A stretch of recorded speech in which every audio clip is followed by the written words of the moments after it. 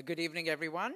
It's always a pleasure to see friends and of Avid Learning and new friends and new faces as we come together to explore the changing pulse of our cultural landscape.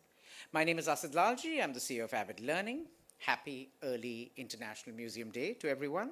This day holds a special significance at Avid Learning as we acknowledge it every year from multiple vantage points: curatorial innovation, institutional storytelling, digital transformation, education, and access.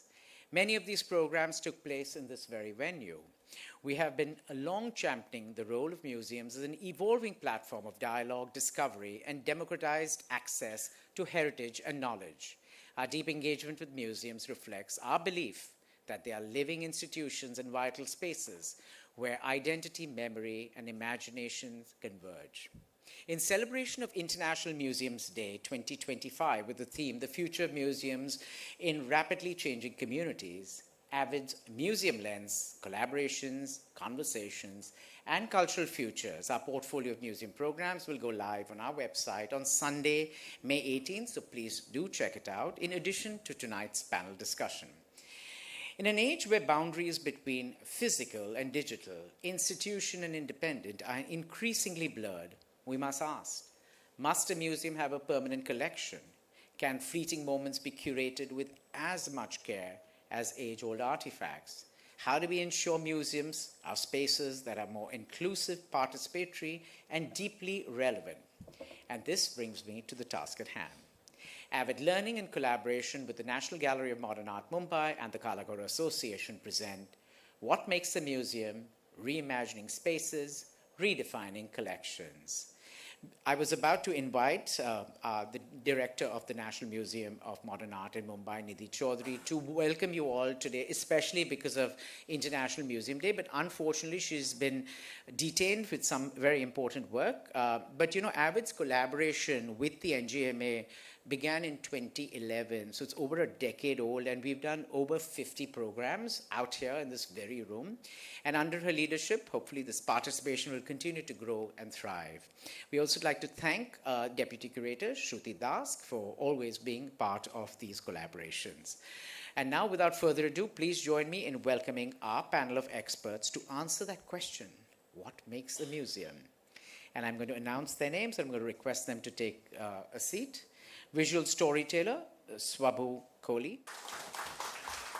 Oral historian, co-founder, Museum of Material Memory, Anchal Malhotra. Director, Raja Dinkar Kelkar Museum, Pune, Mr. Ranade. Principal Architect, Sumaya Sampath, Nandini Sampath. And our moderator for this evening, art historian and curator, Aparna Andhare. Thank you all for being here. Look forward for insightful discussion, and over to you, Aparna. Good evening. It's very nice to be here at the NGMA to talk about museums with such a wonderful panel. I don't think there are two practices that are even remotely similar here, and yet we inhabit the same space. Some of us create that space for us, so thank you. What we're going to do is this. I'm going to have a couple of things to say first, and then our panelists have a short presentation each that they will make. I'll ask them some questions afterwards, have a little conversation, and then throw then throw it open to the audience for audience questions. So if there are pressing questions, please note them down so you don't forget them. We'll do questions for about 15 minutes at the end. And let's get this started.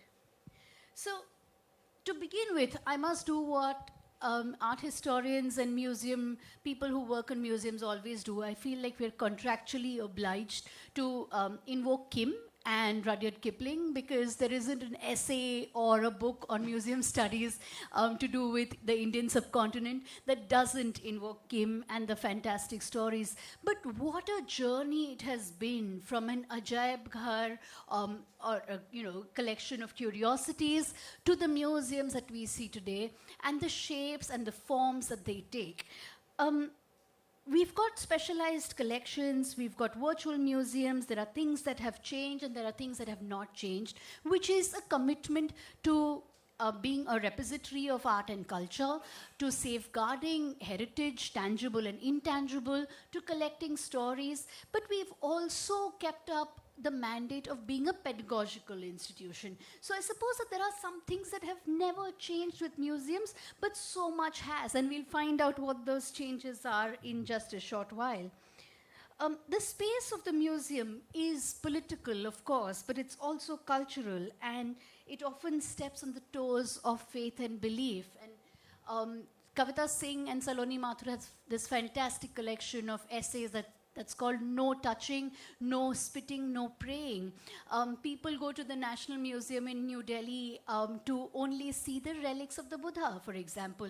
At the CSMVS, weekly prayers are performed as a part of a contractual obligation. And yet museums are perhaps the most secular spaces that we have. We go there to access and create a sense of identity, to create a sense of history. And we also go there for amusement and entertainment. Frequently, museums are spaces where things can be showcased, communities can be built. How does all that happen? And how are museums vitalized, revitalized, and all of that? We will find out soon enough. So what I'm going to do is, I'm going to ask each one of you to share a few slides that talks about your practice. We'll do it about for 2.5 minutes each. And if you hear a polite cough, that's me, because there's so much that we must talk about, right? So shall we do this in sequence that we are sitting, and then we'll take it from there? Yeah, is everyone happy with that? Asad? Okay, great. Okay, hi guys, I'm Swabhu. I'm a visual storyteller, and a large part of my practice is about finding what shapes our imagination. Is it a political narrative, a familiar narrative, a historical narrative? How do we imagine nature? Because how we perceive our natural world is built through various kind of stories that reach us. And through my practice, I've been very interested in different kind of storytelling forms that are first and foremost participatory. So it's not something like you arrive at a work and you just see it and there's no sense of participation involved. So this is one of the work that I just put up at CSMVS Museum with Nandini here. And it was a fabulous show. It actually came from a very old memory from the 1990s where there was this show in Pragati Maidan. There was a big mela and this whole thing about dinosaurs had arrived in 1994. And were you there too? Yes, this is my favorite part of the memory, you know, and this is exactly what happens. And this work was born from that memory because as and where I traveled, whenever I'd speak about this exhibition, somebody would be like, oh, I was there, I remember that. And there's a picture that usually everybody has with their mum holding them behind this T-Rex. But what was fabulous to me was it wasn't in a gallery, it wasn't in a pristine environment. It was inside like plastic tarps where you would crawl in and enter with like audio books, and suddenly there'd be like these beautiful dioramas that would take you into a new world. And for me, like, I wanted to have something like, in Mumbai, I've noticed everybody's always wanting to go somewhere else to find nature, when the city actually has some of the most diverse ecosystems that are thriving and finding themselves in the pockets of the city. And I sort of created three different dioramas that looked at the habitats that are around us and are often overlooked. Like we all know about the leopards, but do we know about the butterflies that exist in the city? Do we know about the different kind of aquatic systems that exist in the city? And it was a way to sort of look at how, for me, magical realism is a space of an entry point because hope is all that we have in this very complicated, wounded world. And that's what I've been trying to do. And from that was birthed another work. So looking at materiality, for me, like an object has very strong power. At the same time, you also can embrace like digital mediums that can expand how we interact with the world today. And from there was born the Enchanted Nightscape, which was made in collaboration with Aaron Miles Pereira and Godrej Design Labs. And for me, this was an invitation about looking at how do we reimagine a forest. You know, very often when we think of a forest, we think of course, a lush forest, a river, a leopard, the classic images that arrive in our mind. But how have they come there? They've come there because of artists and visual storytellers building those images for you. So for me, it was about how do we expand that and look at the micro-habitats that make a universe. And there's a quick video. Yeah, and you can see that. And just so you can get a bit of a glimpse. So the room kind of took you into this botanical area where lesser-known habitats come to life. And students were allowed to, because of time we had an iPad which you press and you bring it alive. and worlds would emerge. All these species are actually native endemic botanical flowers found within Maharashtra. And it was a way to start looking at, when kids would arrive at this space, they would think, oh, is this all surreal? Is it all magic? And I'd be like, no, all of this exists in your state. It exists around you. So it becomes a little possibility to sort of imagine and question how we see certain narratives. How do we see a forest? What do we see in a forest? And this is one of those examples that actually was a fabulous 2 days of just building a new world. And I guess, yeah, we can pause here and just to give a little bit of a sense of what I do, where participation is very, very crucial to me. This is another project we did called The Case of the Missing Species, which looked at citizenship and like how do public art projects come into public spaces and teach you about democratic processes. So we actually had an environmental impact assessment that was quite flawedly conducted, but we did this thing with the Amche Maule campaign's art team, and we brought this beautiful project to the center of Panjim. And it sort of introduced to the citizens what is an environmental impact assessment, which species are missing, why are species important. If you can go to the next slide, you'll see like we designed a bunch of 30 postcards that were all postcards that were uniquely created about each missing species, and then citizens would come and write letters to the authorities as to how and why were these processes conducted. So it was a very beautiful activation of a public space. So through these 3 projects, I just wanted to show like my different approaches to whether it's hope, whether it's citizenship, whether it's like learning, and through very different mediums, how we can create work. We will talk about these, Yes. so don't spill all the beans just yet. So yeah, that's a bit of what I do in a short nutshell. Thank you very much.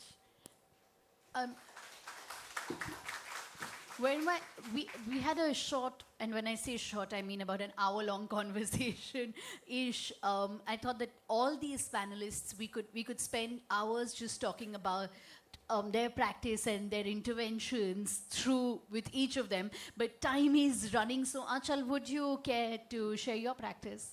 Hi everyone, my name is Aanchal Malhotra. I'm an oral historian and a writer, and also the co-founder of a digital museum. It's called the Museum of Material Memory, and I will quickly take you through some slides of what we do. So we are an entirely digital, crowdsourced repository of material culture from the subcontinent, and through the work we do, we try and trace ethnicity, identity, materiality, the history of families, and most importantly, the biography of objects. We have broad categories of our things, and through those categories, in those categories live hundreds of different kinds of objects that I will show you. It's run by me and a friend from high school. We both share the same last name. That's by chance, because most people think we're related. And the reason why we started this museum is manifold, but mostly because we felt that the objects we saw in traditional museums required more biography to them. It wasn't enough to say that an ink pot was from India in the 19th century. Its background, its context, its history, the life it lived, the journey it had, the people it lived with also mattered. And so on the museum, we invite people from the subcontinent and their diaspora to submit stories of objects that are in their homes and in their families, things that are mundane or precious, things as unique as an eco-fort, as mundane as a driving license or a thekua mold, and to write stories about them ranging anywhere between 800 to 1,000 words or longer. Sometimes the objects are very unusual. Like, what do you think this object is? No. What else? Still no, but good guess though. It's very small. It's like, it can fit in your palm. No. Wait, what did somebody say? No, it's a lace crimper. So this is a submission we received from Rajasthan about a lace crimper where this young woman's grandmother would make outfits, and she used it for gotapati. And I feel like by itself, of course, the object is so interesting and unusual looking, but the story and the memories attached to it give it more context and biography, and we want to encourage that kind of world building. Um, because we are an entirely digital archive, our comment section is really important to us, whether it be on our website or on our social media pages. We find that it is a way for people of the subcontinent whose borders remain quite fraught to see each other and their lived culture. And I stress this in light of everything that's happening in the borders of South Asia, that when people see an object that exists in Nepal, but someone from Afghanistan sees it and says, oh, I have the same sewing machine. Or my family also moved from Burma to Chennai. What an unusual migration, but it's so cool that both our families did this. Or we also use this. This is called a boti in Bengali, but I know it's called different things here in Maharashtra. It's called a vali, right? Billy, right. So, sorry, okay. Say it loudly for everyone. There you go. We call it something totally different in Punjab, and we only use it for saag. But when we put up this story, we got a ton of comments where people told us exactly what, there you go, Billy, in Maharashtra. And I feel like this is really the beauty of a crowdsourced museum, that it creates that kind of community for you, even though it is online, but it brings a sort of seriousness to the act of memory keeping and memory receiving. So I will stop there, and hopefully we can pick up some of these threads. We will definitely pick up some of these threads. Thank you.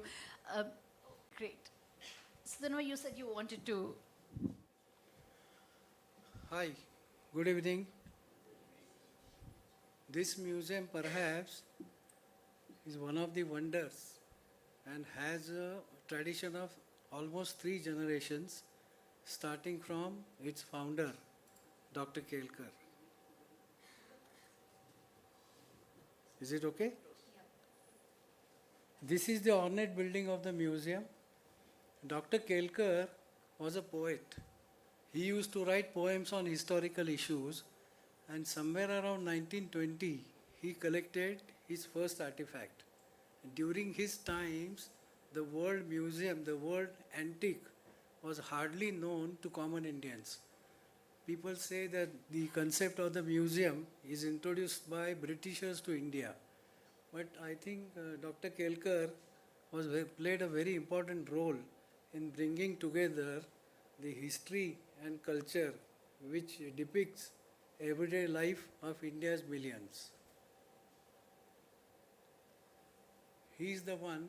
Raja Dinkar Kelkar Museum is perhaps a one-man collection.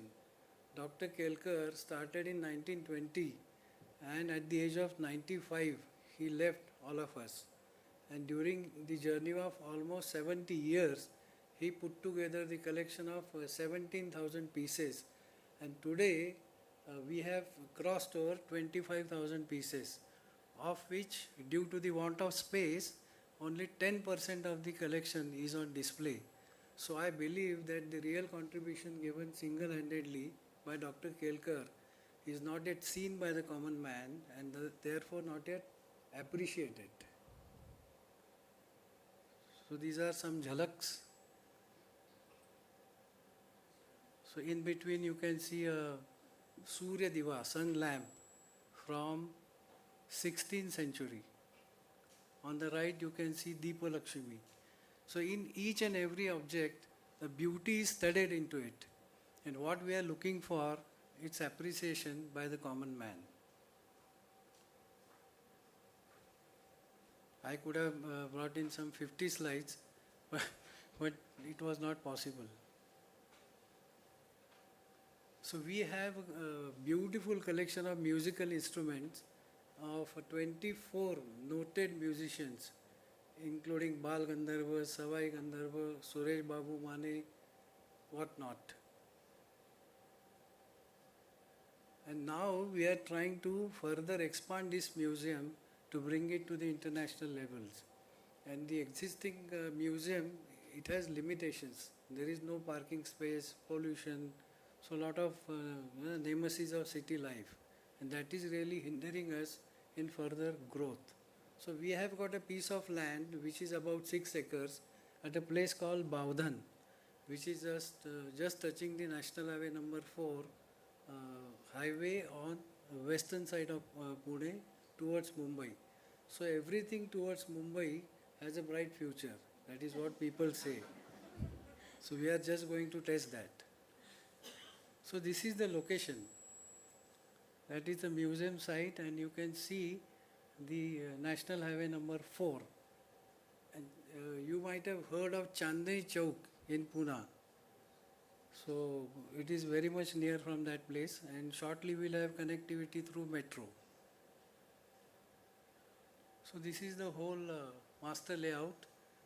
Main museum building will stay in the center, and we have museum facility center where we have museum shops, auditorium, art gallery, exhibition center, and almost 200 vehicles can be parked. So the museum has enormous potential to grow to the international standards. What we are running short of, visionary, bureaucratic and corporate leadership. And I always say, this is the proposed perspective. The success of the project, you may laugh, the success of the project is up to the God, government and corporates. Thank you. Oh, thank you, Sudhindra. Thank you very much for the glimpse in taking us to Pune. We'll talk some more about the museum and future plans, I promise. Nandini. So, good evening, everybody. I would first like to thank Avid Learning and Asad and Aparna for having us this evening. My name is Nandini Sampath, and I'm the principal architect at an architecture and design studio called Somaya Sampath. Our studio is 50 years old. It was birthed in Mumbai and started by my mother, Brinda Somaya, and I partner with her today over the last 18 years. The practice has covered architecture, interiors, conservation, and of course culture and experience spaces. And of course that is got a very, very close space to our hearts. Arts and crafts of India have always been an integral part of our project building since day zero, the day the studio started. And even today, even with very large million square feet projects, we request our clients to keep 1% of the budget in the tender for art and crafts that are locally sourced and support the community and the surrounding area of where we're building. So here again, there is a great responsibility as architects, no matter what the project is, that you contribute back. But of course, architecture is also the master of the arts. And so we're very blessed to be able to delve down into many, many verticals. And we find ourselves in this brilliant world of experience and cultural spaces.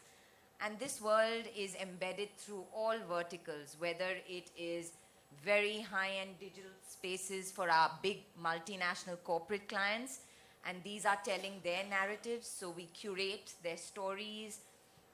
We bring out all their old magazines over many, many years, talk to old employees, start oral archiving, and really develop and work with them to develop the process, but also showcase it. And then, of course, building museums as architects, that's such a privilege, but also a responsibility. We must build appropriately in our country as we see growth along the entire space of our country.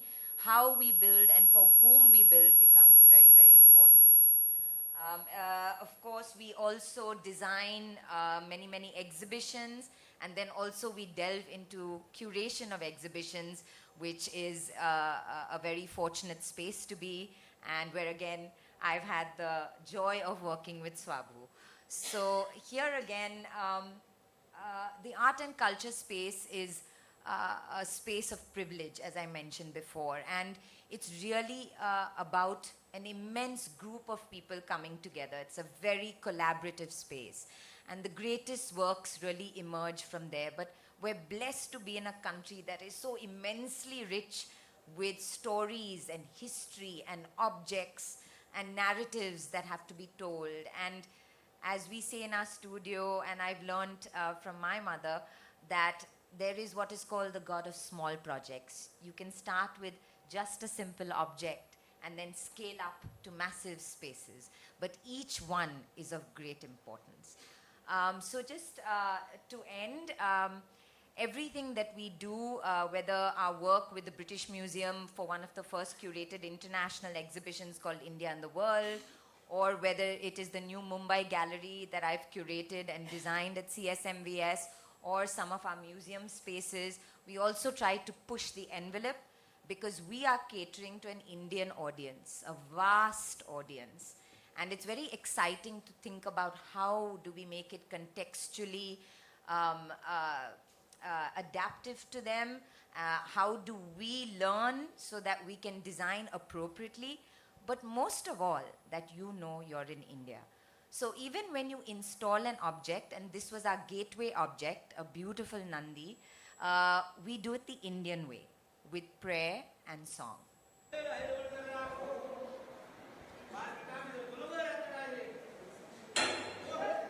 He hits it with metal to ensure that it's secure. And then you roll the object up several times.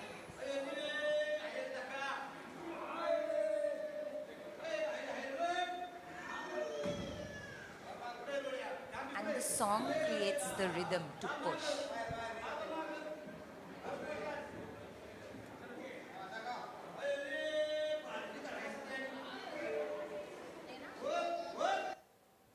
So here again, these are our ways in which we build our cultural world, and we're all blessed to be a part of it. Thank you. Thank you, Nandini. I can assure you there was not a museum professional here who didn't hold her breath and completely freak out at that. But yes, I mean, there's so much. So I'm going to start this conversation, and let's do it the old-fashioned way, which is to think about museums in their physical spaces. When you start to think about putting a museum together as an architect, is there a checklist? And is that checklist different when you're reworking an old space? I don't want to push the term adaptive reuse in here, but is there a checklist that you go through? And what's your process like when you're building a museum?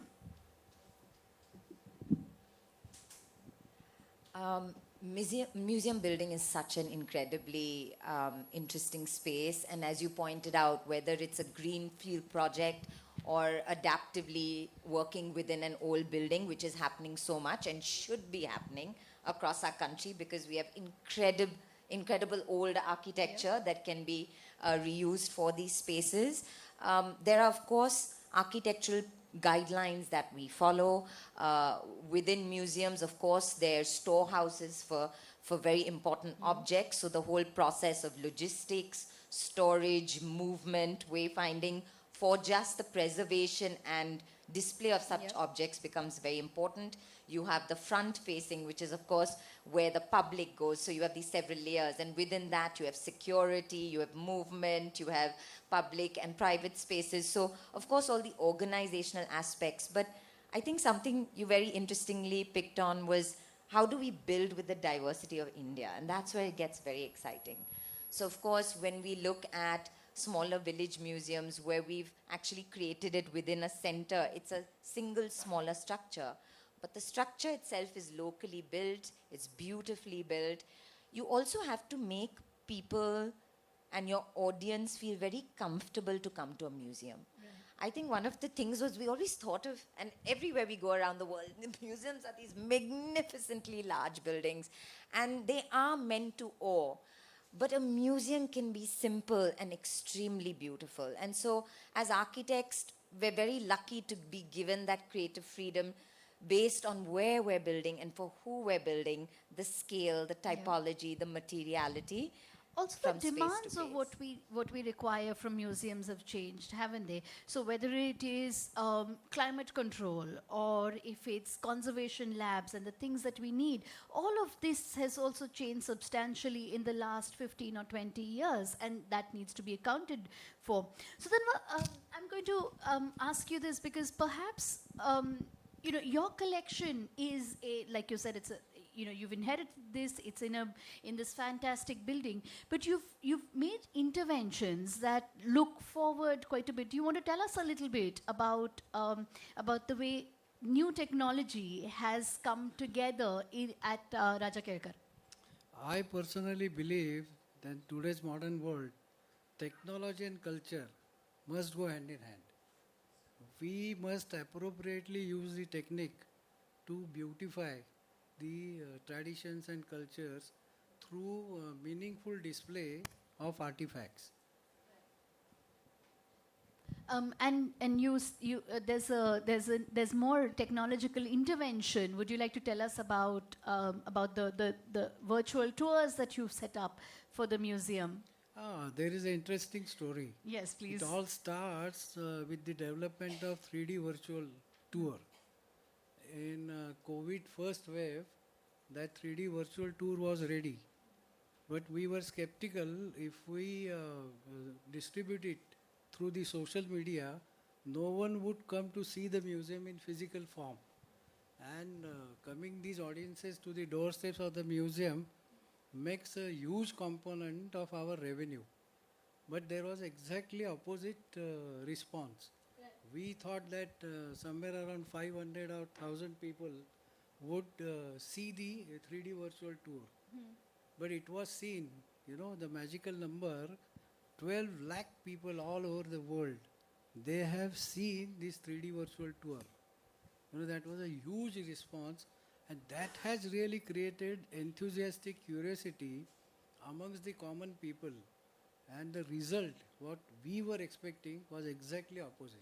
Wonderful. So more people, which is a fallacy that many people have, that, why will someone come into a museum if they've seen it online? And yet they do. Achal, but your museum is completely online. And there are museums, of course, that deal with sensitive issues. When you started this, can you take us through the beginning of deciding to put together a museum, and why a virtual museum? Yes. Thanks for the question. We began the museum in 2017 at a time when I was working on a personal project looking at migratory objects of partition, things that had moved with people when they either migrated to India or Pakistan. And people used to reach out to me from all parts of the country saying, well, my grandmother brought this object, or my father brought this object, and will you come and record its story? And while I couldn't go to every single one of those homes, I did realize that there was a need in people to tell stories, to care for objects, and to preserve things that mattered to them or their families, sometimes as a last momentum of someone who they loved, or generally as a carrier of family legacy. And my partner, Navdhana, as I mentioned, we've known each other for a long time.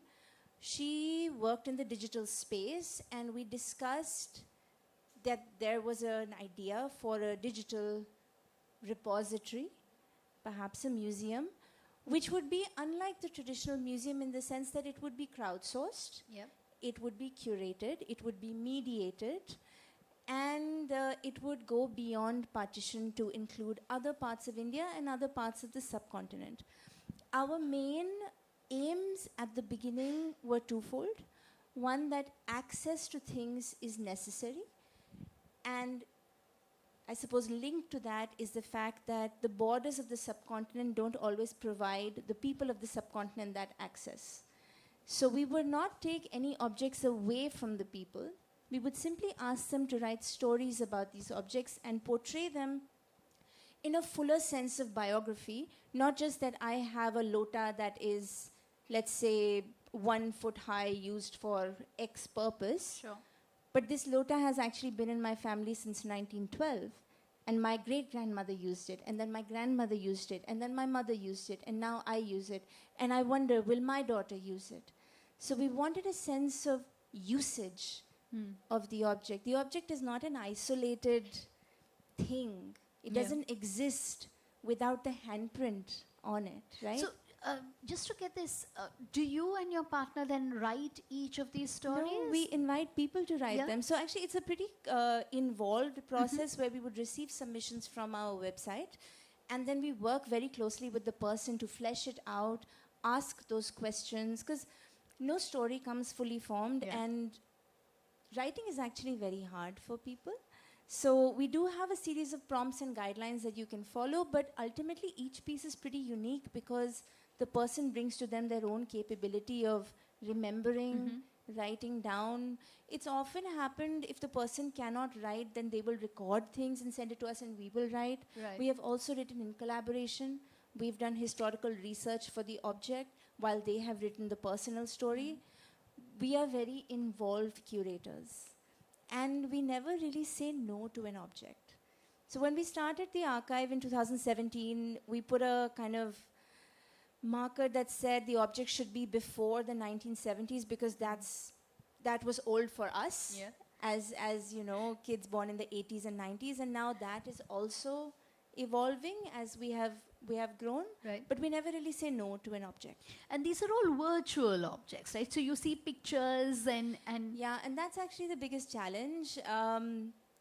Because we're not taking the object away from someone, it's very important to represent the object as accurately, because if the story is coming out from Calcutta, then someone from Bhutan needs to be able to see physically Yes. what the object looks like and say, wow, this looks fascinating, you know, or I have the same thing, because they can kind of visualize it completely.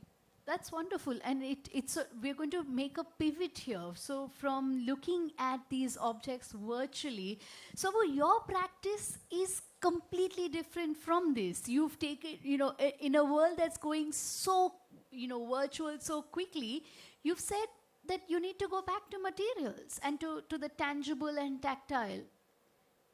Do you want to tell us why?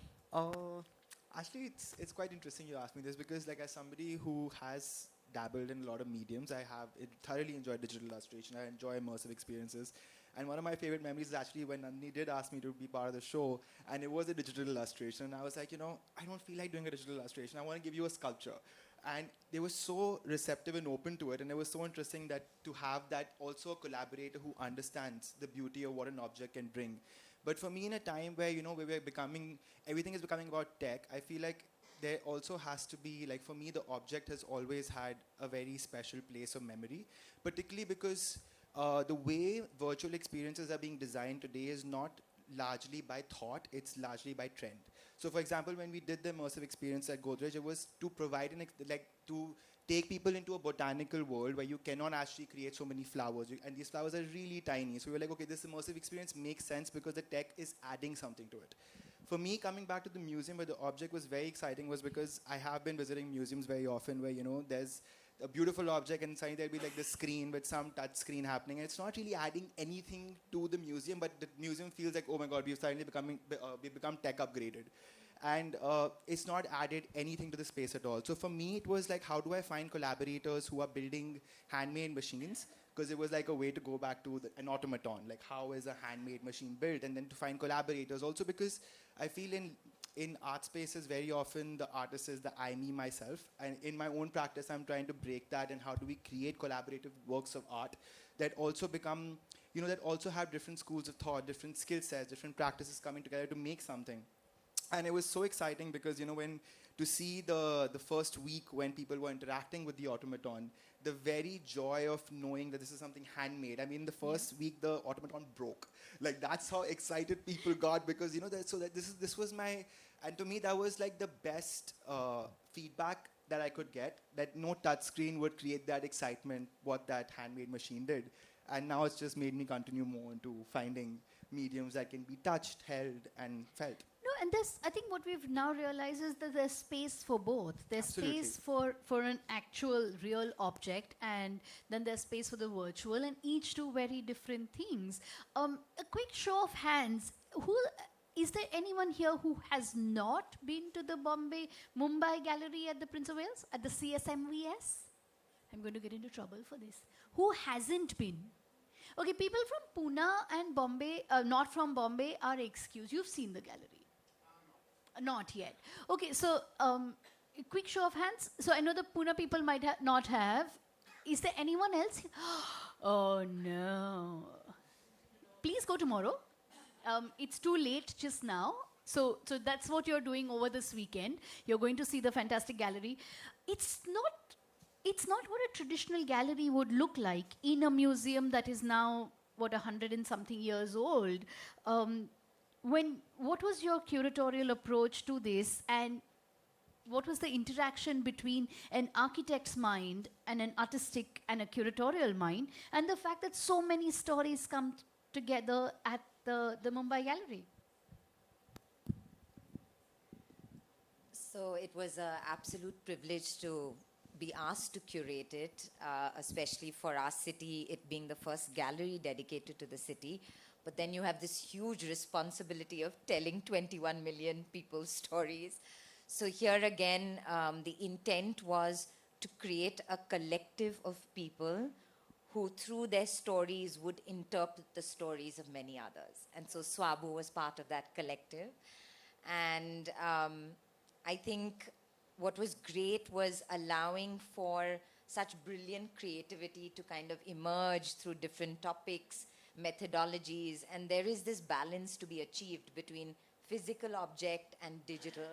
So that again, but really going back to Bombay with Bhelpuri stands and, automatons and, BST bus tickets. It's a And nostalgia. costumes. It's nostalgia trip. So it was a lot of content in a very small space. So as we say, we have to pace very fast as we go through a space like that. But I think we also, since we're curating and designing, that's a gift. So we get to break the mold. And we did it first with India and the world. And I remember when we proposed the design to Mr. Mukherjee and Director Fisher, we brought in color. Yeah. And that was the big no-no. And we had to convince them that in India, people and color are synonymous. We have a huge variety of people who cannot read, who cannot often recognize or know the histories. And how do you give them an immersive environment by familiarity? So we brought in colors. So for Mumbai Gallery, we decided to push the envelope again and we brought in neon. Yes. And for us, the over-sensory ideas of Mumbai, you're kind of hit by the vibrancy and the color. So we again introduced that in the design. So I think there was a lot of layering through the curation, through the design. And as Swabu said, it's a dedication to people. You want to see how every exhibition is a dedication to people. So you want to see that interaction. And it's wonderful to just watch people wonder whether it's selfies or whether they want to touch and feel, which is okay. We've given so many objects, you can do that, which is the big no-no in museums. We're all going towards please touch exhibits. Unfortunately, in my experience, the please touch exhibits are the only ones that don't get touched, and everything else someone wants to reach out. No, but absolutely, you're breaking the mold, you're doing different things. So then, in comparison to this, what is your approach to the museum? Are you now, you're looking at a much larger building, and you said there's a major part of the collection, as it always is with museums, is in storage. What are you thinking about when you're now going to plan a rehang or another curatorial strategy for a legacy collection? The projection of legacy itself will be a major task. So we have to build stories around each and every variety of artifact. Today, see for example, you go to Mandai, you see, normally you we want go to tell people what Mandai is? Mandai is a historic Sabji market in the middle of Pune. Yeah. Yeah. So today the display is just like Nimbu, Kanda, like that.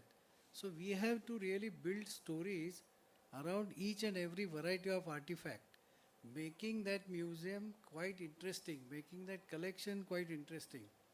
For example, on 18th of May, we are launching the multilingual digital smart audio guides. Right. So that will tell stories and about the holistic approach of the museum in Marathi, Hindi and English. So that will really impart some kind of a information and education to the visitors reaching out to our museum. Once you tell them the stories behind the creation of the institution itself and about the collection, that will really address the enthusiastic curiosity of the visitors. And interestingly, we have also built in a selfie. Yeah. You know, while you are going through the museum, listening to the audio guide, you can quickly take the selfies and share it. So that will also help the museum to reach up to both the classes and masses. Right. Absolutely. Thank you. You know, so the Raja Kerkar Museum, of course, has a massive collection, and there's a, you sort of walk through 3 floors now of the museum building. The current building is 7 floors. There are 3+4. So it's a massive building. It's a huge sort of enterprise. To curate it is also a challenge. I'd like to ask Achal, sort of push this this conversation forward. While it's easy to lead with objects, what is your plan for your museum? What do you see? Where do you see this go now that it's become a repository? So is it one part of this might be that the repository grows, but are there other curatorial standpoints that you're taking or streams that you're following? One of the joys of a digital museum is that we can continue endlessly, but that practice has to be a sustainable practice. So whether it be in terms of our curatorial ethics, in terms of the finances we put into the museum, in terms of people volunteering or our writers, for me and my partner Navda, the future has always been sustainable. The one thing we do want to expand on is the geographic locations that stories come from. Right now they are very centered in India, Pakistan, Sri Lanka and the diaspora. We want to extend that geography. And also within those countries, we want to extend communities that write about the things that matter to them. You see, we realized quite early on it matters who tells whose story. Because for a long time, all of our stories were told by other people. Right. And it matters what language it's written in, and it matters the idioms that come with it, the historical knowledge, wisdom, and legacy that comes with it. And we understand that we have a lot of, being digital, we have a lot of leeway of things to do. And we want to be able to build good curatorial practices that look at different regions of the subcontinent with depth and nuance rather than speed, right? So that's one, which is the building of the collection in a slow and gradual fashion. Right. The second is that we are interested in doing pop-ups, community pop-ups that celebrate localized objects, whether it be to a region, a state, or a community within a city. We're interested in that. And the last is, in general, we're interested in people getting excited about the objects that exist in their homes. It's so often that you see something on Instagram. Like, let's take the lota example even. Someone sees something and they're like, oh, that's so cool. Well, the lota is a historic object that has various usages.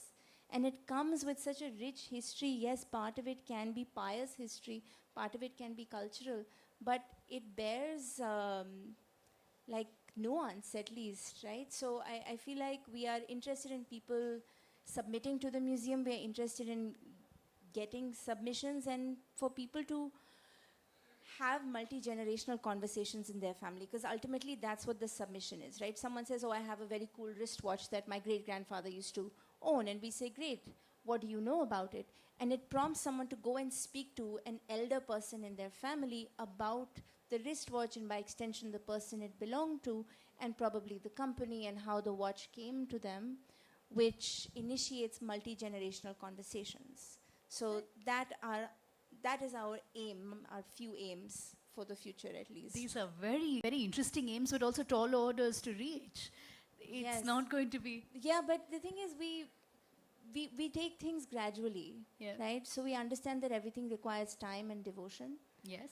And both my partner and I have our own jobs, so this is something that is really a passion project for both of us. And Wow. so we are meeting our requirements slowly. It's No, okay. but that's also, I think, when something brews slowly, it brews well. Yes. So, speaking of stories, Sabu, your stories are different because they're not necessarily people-led stories. You're also giving voice to ecology. When we were chatting last, we were also talking about the ideas of zoos, for example. The term sustainability has come up. What does it mean to you to say that there has to be an ethical practice of storytelling? And I think we might go back to Aanchal as well for this, all of us, in fact. But what is? So I think there are so many layers to this, because like first and foremost, I think like how I've always approached my stories is that there is actually a people angle in terms of how the structure was created, because for the longest time India has had this idea of we're always looking for the pristine jungle, and I hate the word when they say virgin forest. It gives me shivers down my spine when people use this terminology, because first of all, we've never had forests that have been devoid of people. They've always had coexistence. There have been indigenous communities that have lived alongside for time millennia, and even to today, when we're living in a city like Bombay, we have leopards, we have flamingos. I mean, we've always co-inhabited spaces. So for me today, it's really important, because what I've noticed over time is that as an artist, in my role, what I realized was, I used to do workshops with kids, and I used to be like, let's draw something, let's draw the wilderness. And kids would be drawing giraffes and zebras. And I'd be like, where are you seeing giraffes and zebras? Like, where is this ecology coming from? And in the time I grew up, like we grew up with folklores, with stories, with like even like our local textbooks were surrounded by ecologies that were around us. So if you look at song, it always had the plants that your grandmother was growing, or the bird that comes in your urban environment on your porch. So there was this familiarity. And today I've noticed that our generation, and when I say generation, I don't just mean the youth, I mean the entire collective age group of people living in a time doesn't have context to what's around them. So I come to Bombay and people go like, oh, I want to really witness the magic of the ocean, so I'm going to go to some far off coast and go diving and witness its magic. And I'm like, we have Sarang right here, who's part of the marine life of Mumbai, and you go for a walk with him on the tide pools of Bombay and you will really see what's going on. And this unawareness over here it actually has a grave problem, because what it's led to, it's led to the extinction of these species because we've not even been aware of them. So for me, this is where like the ethics of storytelling comes in, because at a time where we are living in India today, where we are losing habitats, we're losing communities that are living with habitats at such a rapid pace, as storytellers, what are the stories we're telling? Right. Like, and that's where I try and shape all my narratives based around, like even like say with the Hidden Worlds of Mumbai, I even called it the Wadi system, because the Wadis are also housing systems that are getting extinct within Bombay, and it was looking at how they are also ecological homes to biodiversity within Bombay. So like adding terminology, language, all of this somewhere creates an entry point. I feel like till the time we don't have love for the world around us, we're not going to try and understand it from a better lens, and that's where I kind of try and develop these stories. Right, and the fact that these are somebody else's stories to tell, and ethics of storytelling come in, and those are extremely important, especially in an institutional space, because ultimately museums are not. It's not an Instagram feed only. There's a sense of responsibility. So, what is it that you do in your process when you're asking very, very difficult stories, and how do you do it? Is there an ethic checklist? I think the ethic checklist for every story is different, but it's usually quite inward. For instance, you see also personal storytelling is political storytelling, right? And that politics happens on various levels depending on the story. It can be national politics, family politics, sibling politics, all kinds of stuff. For us, the ethics is largely who is telling the story and what claim do they have over the story. oftentimes, because our stories are object biographies, you have to check with the member who's writing it about who in the family knows that they have the object. This is a big thing. I know it sounds like really funny and silly at the moment, but let's say they're writing about a precious necklace that they inherited from a great-grandmother.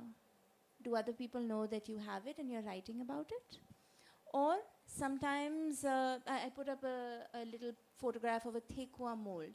That was an unexpectedly moving instance where the young man who wrote this story wrote about how his grandmother, who owned the Thekua mold, actually underwent decades of physical abuse from her husband, and which prompted us to ask, are you sure you want this in the story?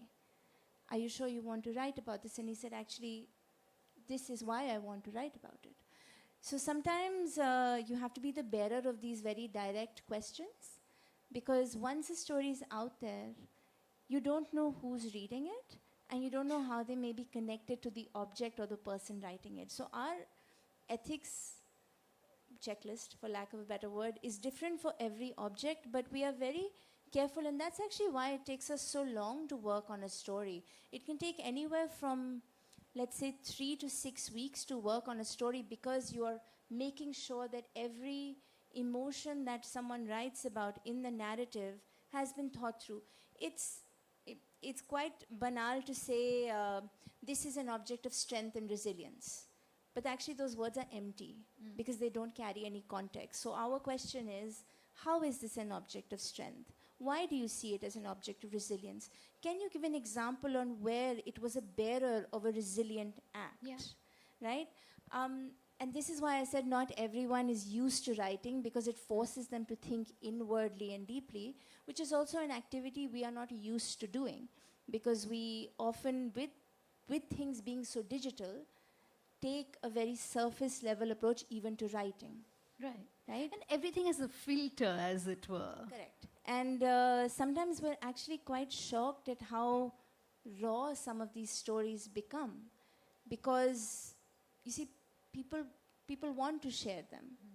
They may not have the right words to talk about things, because ultimately talking about the objects that relate to people means you're talking about the people related to those objects. And you may not have the right words to talk about those people, but through the working of that story and that object, it may come out, right? So our job, Navdha and mine, is really to be the prompters of nuanced questions. Yes.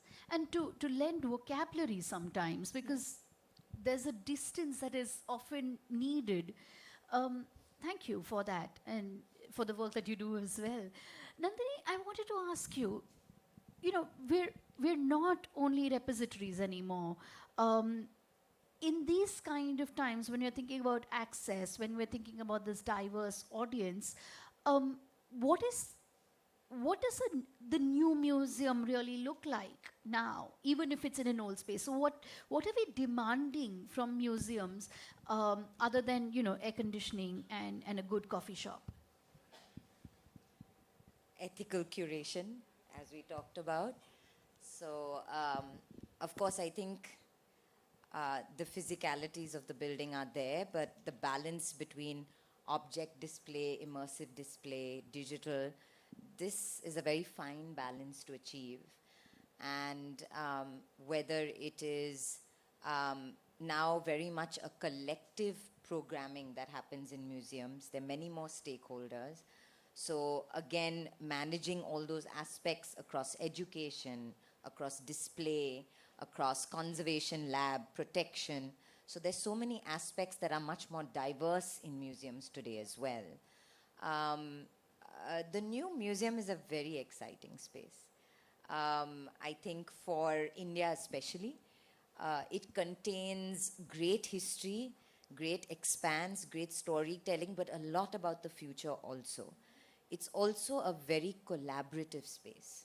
And I think we're seeing thousands of contributions that come together to make great programming and museum spaces. Do you want to expand a little bit more on this collaborative? Because collaboration here means very different things to everyone on this panel. Yeah. So as an architect, as a designer, and as a curator as well, what do you mean by collaborative So, here? I mean, even if you begin with the curation of an exhibition, we remember doing workshops in the beginning of India and the World, and you had the British Museum team and the Indian Museum team, and you just set out objects, and there were about 200 pictures on the table, and you watched great historians come together and start picking objects, telling their story, and start weaving it together.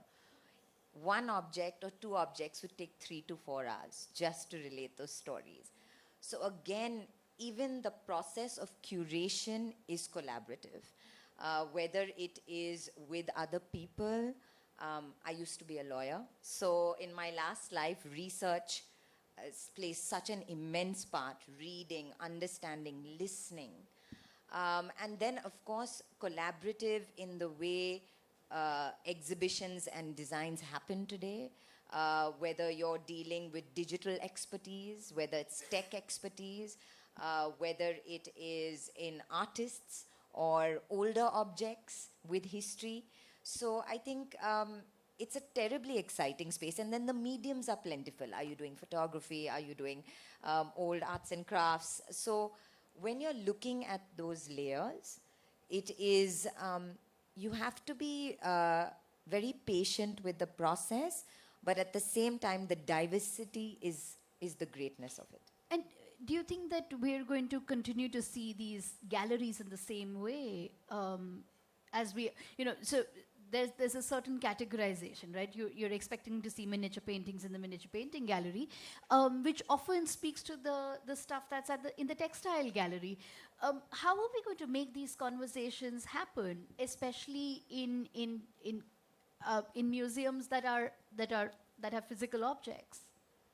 So you can do brilliant things, like if you're talking about the miniatures, get Vasco S. Vasco in and start talking about how you put yourself into a miniature. So it is about those interactions and what happens when you blow up a miniature. It's fascinating.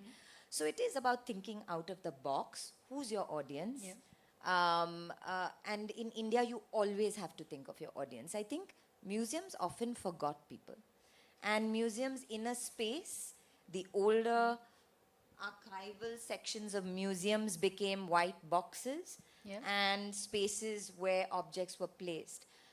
They've continued to evolve with time. Of course, the world has evolved hugely, and so have the museum spaces now. They're not repositories. They're not just storehouses. They're for people. You want to draw people in now. You don't want to just keep them as storehouses. And you want to let people become part of the experience of the museum. Absolutely. So, yeah, it is an evolution always, and it's exciting to see how it grows. Right. Thank you. So then your collection, which spans, which is so large, do you see an interaction and an engagement beyond taking pictures with objects? So beyond the selfies, essentially, and what are you reworking the curations and curatorial aspects of your collection, especially if you're going to move to a massive new site? That will be really a big challenge, because every artifact, we need to treat them differently. As Nandini said, that we have to keep in mind the visitors and what they are looking for. Today, I think we are running short of telling the stories, as I said earlier, which would make the collection or the museum very much interesting. Unless you make the museum or the collection quite interesting, people would not come to your spaces. And unless they come and they appreciate the art and presentation, maybe in the digital form or otherwise, there is no point in having a museum kind of a situation. And that too, in the given socio-political and cultural scenario, one has to be very careful. While you talk about any object or any material, it can create issues all across the world. While you are putting on some information, even on the social media, being an institutional director or a cultural leader, it can boomerang. Right. So every piece and parcel of the information must be very accurate. the way you try to make it accurate, still there is a possibility of having some or the other lacuna. Sure. So, creating a museum kind of environment and keeping the objects in focus, not only the objects in focus, but the visitors in focus. Because we get the visitors from all streams, Right. starting from the school children up to the foreign visitors. And every visitor has a different kind of a expectation. And to match all those expectations at one go, it's very difficult. So, absolutely it is. And so while we're, and this I throw to the panel, while we're we're looking at the museum space differently now. We're looking at collections differently now. Is there is there an ideal museum that exists in our mind? Shall we start with Achal? Of course, great. Or and what does this ideal museum have? I don't know. It's a good question because I in my other life I trained as a metal engraver, so I frequented very different kind of museums than what I do now, and it was very much a no-touch museum when it comes to fine art museums.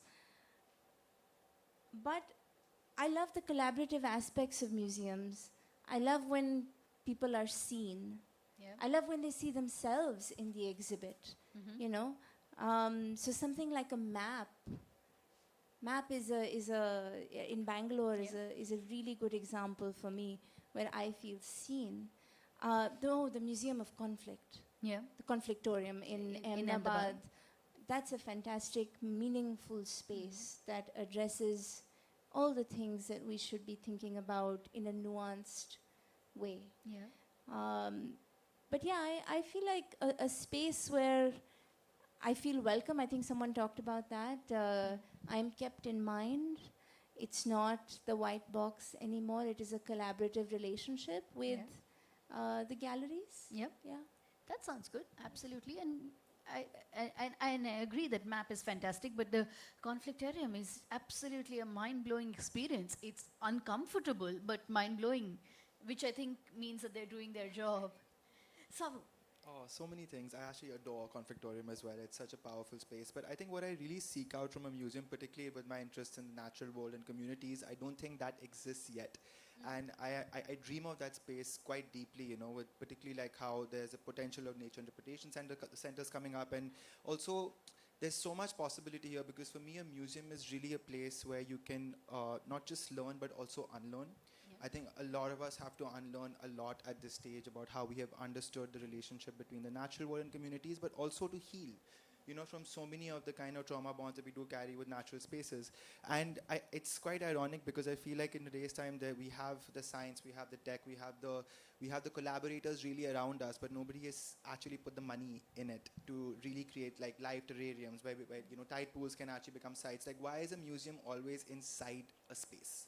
Like, you know, like what do open air museums look like? Like how do living sites become museums? You know, like to me that could be like something that would be fascinating because they could become places of learning and unlearning. It could completely change the idea of what a zoo is. And also coming back to the power of tech in a scenario like this. You know, for the longest times we have bonded animals to labor, where we have, you know, generation after generation bonded them inside this cage. But tech is the one place that can allow us to free that entire ecosystem because, you know, now everyone can't go inside the ocean, everyone can't go inside the forest. But tech could allow those immersive experiences where we could bring, you know, through animations, virtual reality. So I feel like thought and intent counts, but I'm still dreaming of building that space. And inshallah, hopefully. That's a museum I would like to go to, an open-air museum where we can experience everything in a very different way. That a museum that's not divorced from collections and from this, you know, these edifices, but also exists in various places. So then, what is an ideal museum going forward for you? I think there can't be any ideal museum. Because the ideation which leads to different ideas cannot be common. Every visualizer, every creator, every thinker, every designer, every architect, every collector will have different ideas. And to bring those ideas into reality, that will be a big challenge. So one can see that MET in New York is an ideal museum. You would say no? CSMVS, for us, Fantastic one, yes. for us it is an example. How they are, actually it's an advantage of their location also. Yeah. And the way Sabyasachi Mukherjee has reached out to corporates, including Citibank, Mobile Museum, you know. Yeah. So the profounding base of the museum is also financial stability, you know. So unless you have that financial backup, you cannot convert your ideas into reality. Right. So there can't be an ideal museum. You will come to my museum, find some faults, you will give tens of suggestions. Someone goes to some different museum, he will or she will not like the things they have done. Someone say that technology is not used properly. Someone each says, person will each have its person will have their different own. view. So according to me, there can't be any ideal museum. It's only ideation, Right. which you will try to impose or convince the audience the way you want it. So it's a perspective Absolutely. and a work in progress, which I suppose we're all quite happy to agree to. Nandini, do you want to? I think we should always strive towards an ideal museum, Sure, but and we'll what get so many exciting ones. Yes. I think that all museums are, it's amazing when you were small and used to go to the natural history section of CSMVS every year as children. And no matter what, you're taking your children now and you don't want it to ever change. You know, you want to see it just as it is. In a sense, that memory is ideal. Right. So I think the strength of museums is so different with each, as was said, and is so subjective that ideal can have many, many definitions, and that's exciting. Yeah. And then each of us can continue to build on more of our ideals. So the museum of the future, what does it look like? I think it'll be a beautiful amalgamation of many, many things, hopefully. We'll have great diversity. I think it has to have dignity and respect towards all people to be able to understand it. I think that is India's greatest strength, and if we are able to build museums that can cater to our entire spectrum of people, we have succeeded. Right. And we continue to strive towards making that. Absolutely. I'm going to ask all of them one last question and then throw it open to the audience. A quick round. I'd asked all of you to pick an object. Did you forget? Okay. So I'll let you think about this, and that will be where we close. But if there are questions from the audience. Hello. Thank you for this insightful session. So I'm a experiential space designer. So I work on exhibitions, and I recently got the opportunity to work on a museum in Kolhapur. So the things that that were mentioned in this session were really insightful for me. So my question is from tourism point of view. So I read an article of Archaeological Survey of India recently that India has around 3,500 plus heritage sites, and out of which only 140 are ticketed or has somewhat level of design integration. So I think mostly these sites are very remote and are not accessible to tourists or people. So I want some insights from you that how can we make like museums or interpretation centers on small scales on this site in remote locations, or something that can help the local communities as well there. So Nandini, would you like to take this? So I earlier talked about what we call God of small projects. It doesn't matter where in the country it is. You can always pick up an idea and do something about it. I think that's the greatest thing people want to, but if you actually do, that's the biggest thing. There are, in our country, when we're walking on any part, any road, any area, we fall into history. This is a wonderful problem we have, but a gigantic responsibility on the shoulders of our country and our people. When it comes to preservation, I know there are efforts being made both by public-private partnerships where they collaborate with local governments, with the ASI to try and do events. We have light and sound shows, if you know, on very remote locations all around India. We have musical programs that are being conducted to encourage people to come to various magnificent monuments and sites, even smaller places. Yep. So these are creative ways where we can generate interest, generate awareness, which is the biggest thing, so that we can support this. But here again, I think there is an innate responsibility that must be given through education, that as citizens, we must take up a personal responsibility on small actions that could save cultures or heritage. And as like Swabu said, whether you are interested in flora, fauna, or you're interested in objects that your mother or your family had that you write stories about, or you want to go and intern at a wonderful museum and support and develop ideas, you can. So let every citizen get up and become part of the culture space. That's when it will really become powerful. Yes, please, Acha. So I forget the name of the village. I'm sorry, you'll have to look it up. But it's the last village between India and Pakistan, and it was. Let's see. Now the history is quite complicated because it was actually territory that went back and forth between the two countries, and ultimately it was. It is now in India, though many of the citizens of that village migrated to Pakistan back and forth during the multiple wars. But what that village has done, and I'm really sorry that I forget the name, is that they were concerned about who would preserve this very dynamic history of movement, unmotivated by them, but by larger warfare. And so they made community galleries, for lack of a better word, in public spaces and their homes for visitors who come to the village, because it's very high altitude, so usually trekkers and stuff go there. But you can see the history of the village in that way, and it's very grassroots and rudimentary, but it has that personal ambition of archiving a contested history. So just, Yes, I don't know what you're going to search for, but look for it. Yeah. We'll find it. I'll find it. I'm Yeah. sure you will. Thank you very much. Thank you. So I was wondering, in this very expansive process of memory making, where do you see activism and living history leaning towards?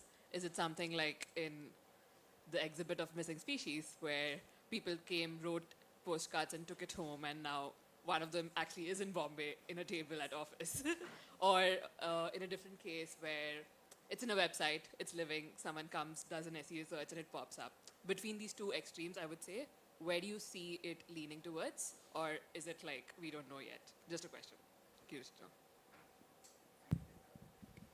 I feel like for me, like the museum is actually the most exciting space for active citizenship, because like I said, it is the space where you can learn and unlearn. So it is the space where we should have that critical dialogue pushed forward. So like what we did with the case of the missing species. And in fact, the Museum of Christian Art in Goa is a fabulous example for this, which is MOCA, which invites us continuously to have workshops around Mole, have strong dialogue. And I think it's one of the very few spaces that has given us full liberty as a citizen movement that's running within Goa for the last 5 years to actively use the site for critique, for dialogue, and for education. So I personally, in my own practice, and I think a lot of it is also about reaching out to the right people and about the methodology that's applied to what is citizenship. I think activism is a part of citizenship. Also, critique is a part of citizenship. And it creates a fabulous portal, I think, for all parties to come to a site.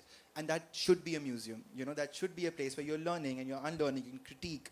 And I hope that more museums also follow through to allow that kind of participation from both sides. It should be your politicians, your MLAs, your citizens all coming to the site as a space of learning and also hearing the voices of what people are up to, you know. That would be like the ideal world for me that I would dream of. A space for dialogue. Why not? Absolutely. Are there any more questions? Yes. So, better ways for outreach. So then what do you have an idea? No, the deep involvement or inclusion of even the interns. So we almost every month we got 2 or 3 interns from institutions like Deccan College, you know. So we give them complete freedom to work on our objects, to restore them, to conserve them, to preserve them, even some experimental displays. So that really gives them access to the collection in physical form. Also, we motivate them to come with their own ideas. Of all the ideas not possible to implement, but at least these students who are quite enthusiastic, quite energetic, we have to really burst their energy for good. So this is what is the common practice with our kind of a museum. Right. That's very nice. It's very important to get students involved. Is there anyone else who wants to respond? Thank you for that. Yeah. Good evening to all, and thanks for such insightful talk. I'm Shivam. I'm educator, design educator, and Indology student as well. So my question is from education point of view, when it comes to museum, storing, collection, and so on.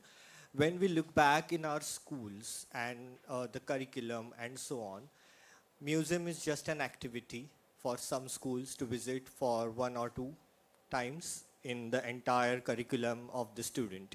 So what are your thoughts on like incorporating this concept, this very subject to the education, to the mainstream education, so that we can work on the civic sense, we can work on more precise, more sensible minds in the future when it comes to museology, when it comes to restoration, when it comes to taking care of the objects in the past, so that we can at least imbibe or inject these values into our future generations. How you are taking it from the formal education point of view, and are there anything running? Thank you. I'm going to hang on to that question and we'll see if there are, because there are 2 more, so then we can club them together. Do you...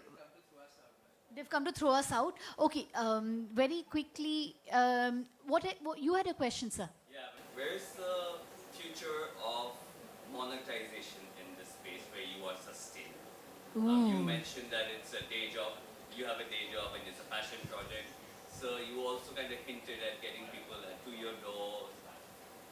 How do you use technology and what is the future of monetization in this space? Yes, please, very quickly.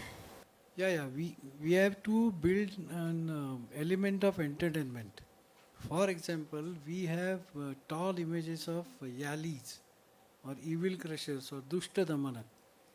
People will come to your doorsteps if you have something thrilling.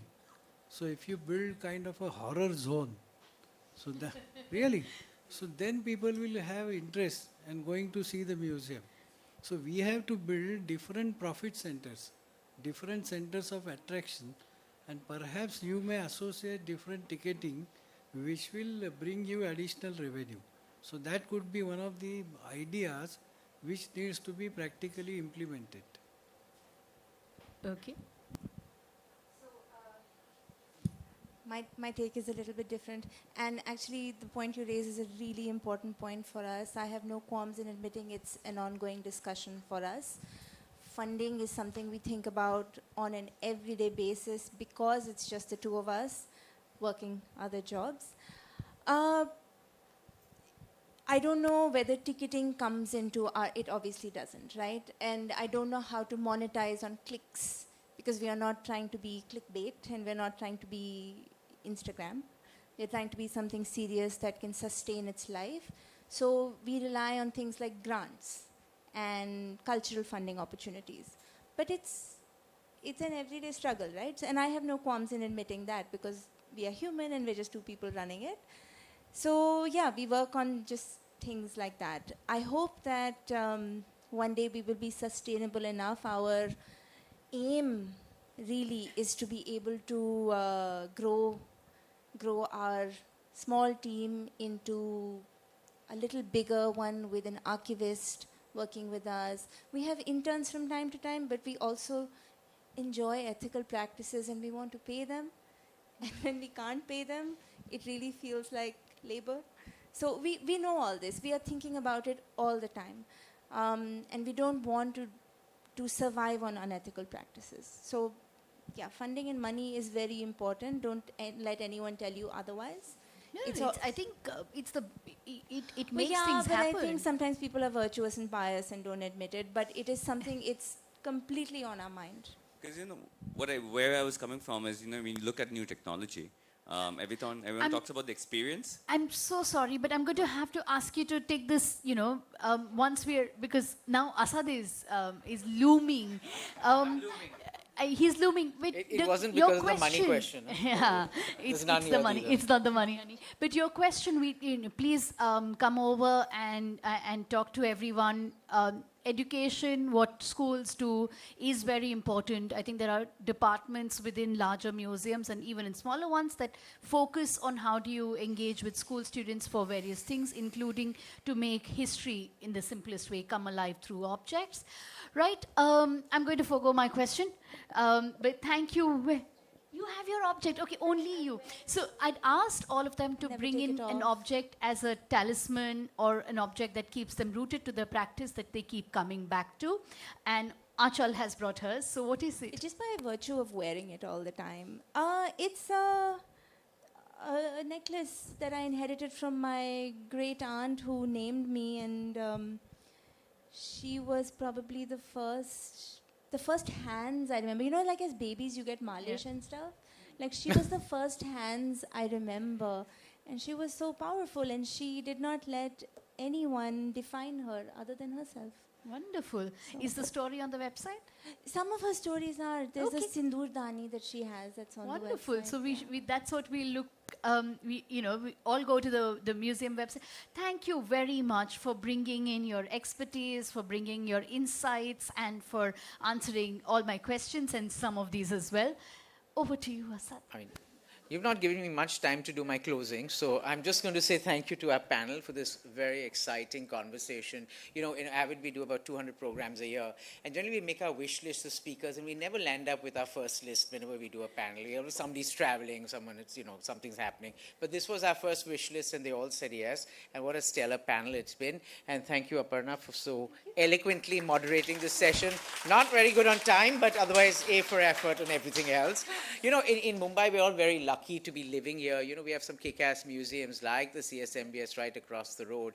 And all the points, people have mentioned, whether it's funding or getting kids interested or getting, leveraging technology is extremely important. But, that said, thank you to our partners. We're sitting in another wonderful museum, the NGMA. Thank you to Nidhi and Shruti for always hosting us. And it's really nice that they, actually roll the dice and let us do programs like this.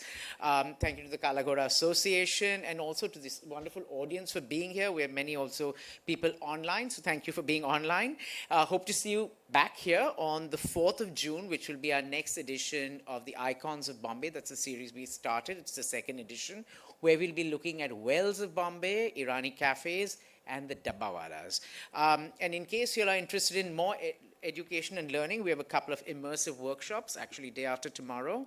We have Beyond the Beat, a music appreciation workshop led by Rahul Kannan, and on 31st of May, we have screenwriting, crafting contemporary narratives today, by Vasanath, and he's the co-writer, co-director of the recent OTT hit Ziddi Girls, and also he wrote Sacred Games.